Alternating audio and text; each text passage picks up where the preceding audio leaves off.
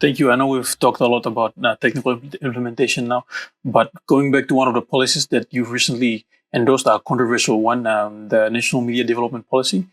Could you explain a little bit further on how that ties into the digital transformation journey that we're working on? Thank you. Okay, so most will be aware that the National Media Development Policy was something that we commenced work with public early last year, and it's been almost well over a year of consultation with stakeholders. We developed this policy, in fact, 2 years back through a concept note, and we took it out to the public. And the thrust of the media policy was of the National Media Development Policy is really about developing the media sector. It was not. There was a lot of perceptions around that it was there to start regulating. The primary objective was to regulate the media, but government, as with any other sector, government has a role to develop sectors. And this is identified also in the Vision 2050, that by 2018 to 2025, the Vision 2050 highlighted the need for diversification of economies. Now, what does that mean? That means that there are other sectors that are less developed, that its government's core role is always to come in and facilitate growth in a sector.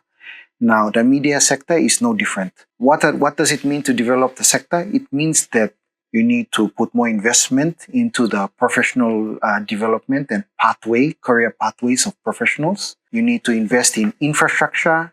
You need to invest in equipment. You need to provide incentives.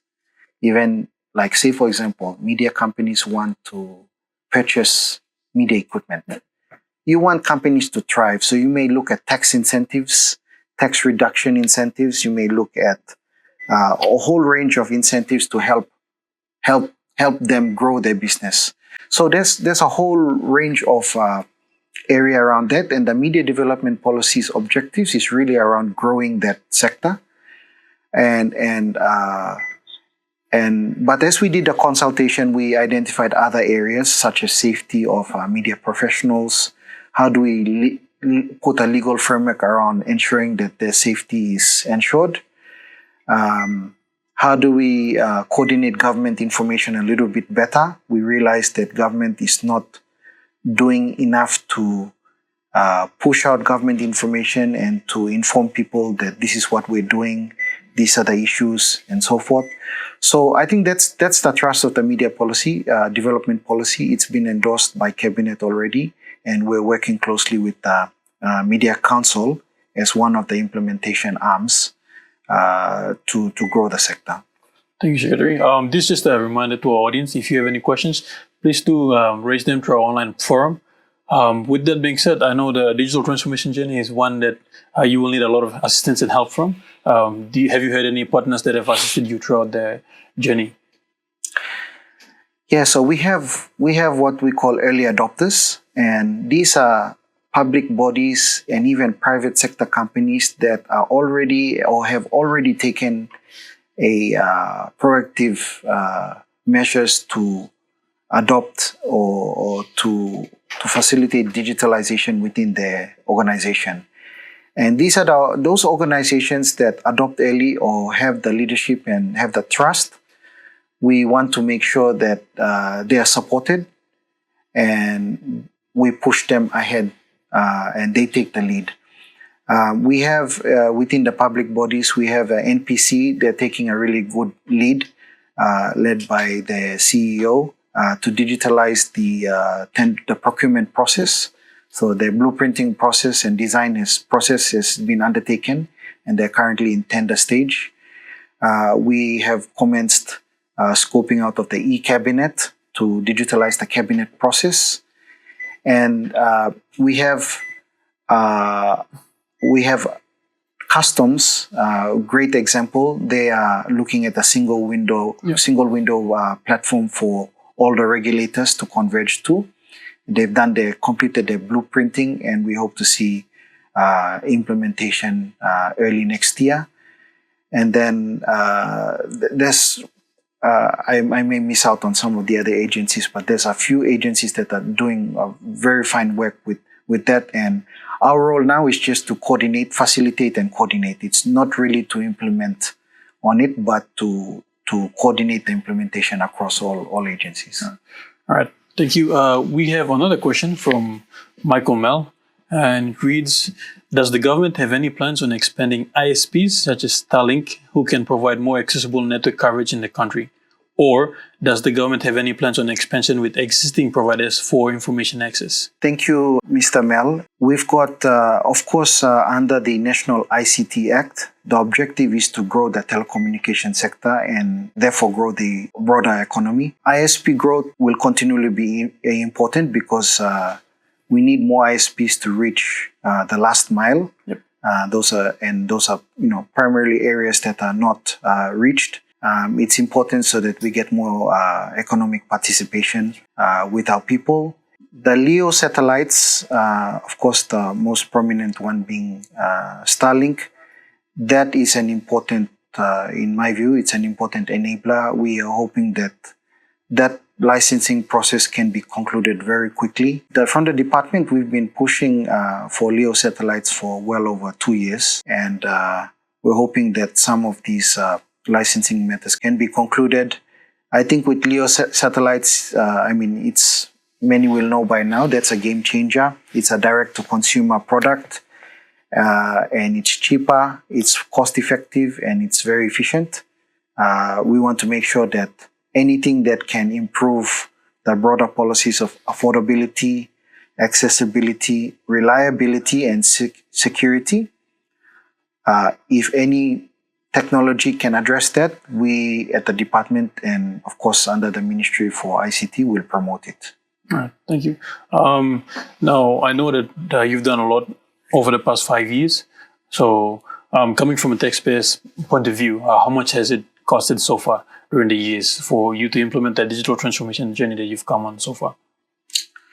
So the department itself is, we are a level 4 department compared to other projects such as like the Connect PNG and major infrastructure projects for building hospitals and schools.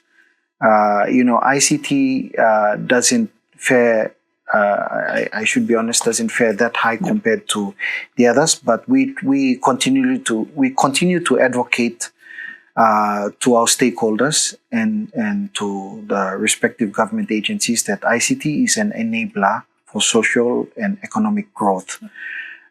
With that being said, most of our current investments have gone to the policy development work and the restructure of the department, the overhauling of the department, and putting capacity and capability.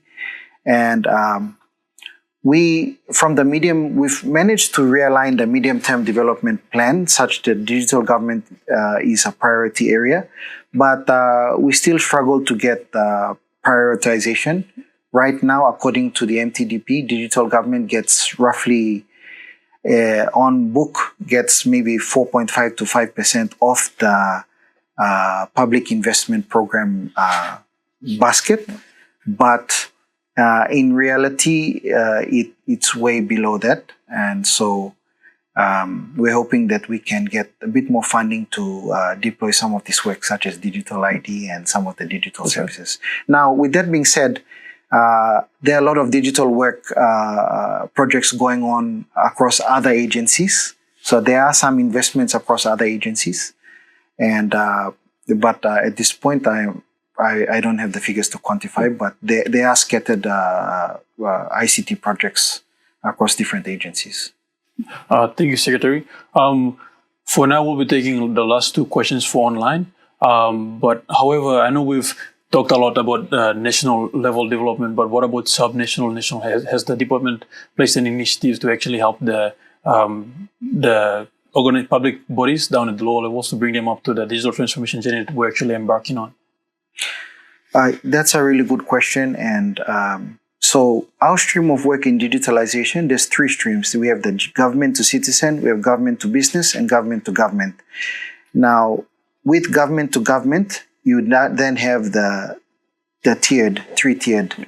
So government to national government, government to provincial, and then we have the the district level, third tier government.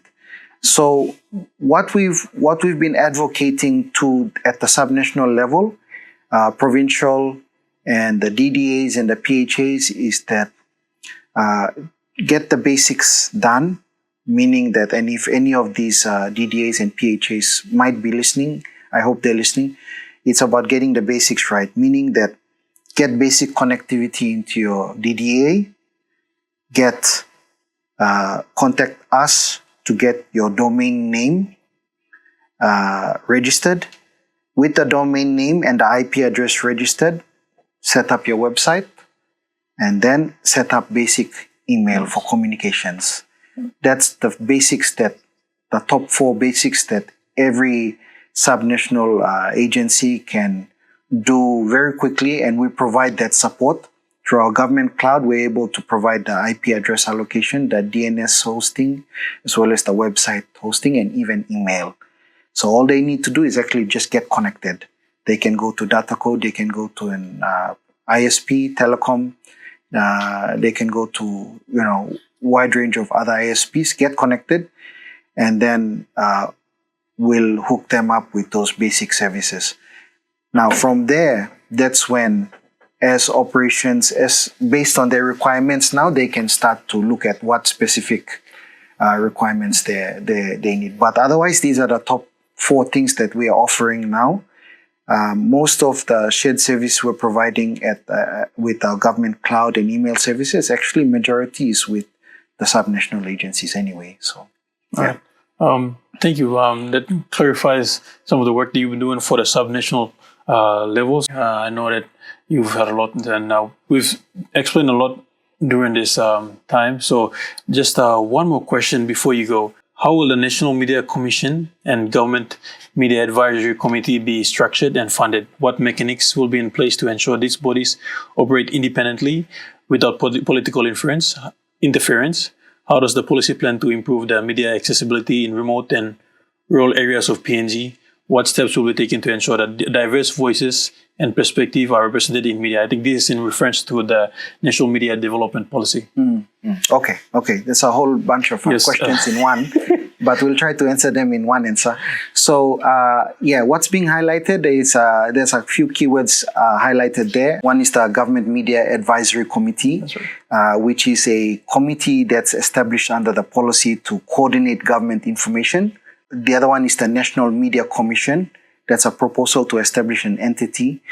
I think I'll give a short answer on this, and we've worked very closely with stakeholders on our media development policy to make sure that, and this has been something highlighted by our Minister, Honorable Timothy Masu, is that our goal is not to interfere or to regulate per se, regulate such that it will be a detrimental effect to freedom of expression and the safety of our media professionals. That's the last thing that we want to do.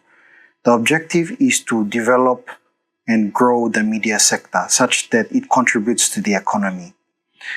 So, with that being said, we've worked closely with the stakeholders to ensure that we've got, and you may have seen in the recent weeks, the Media Council have really put systems and processes in place to grow capacity to be a beacon for a self-regulating sector.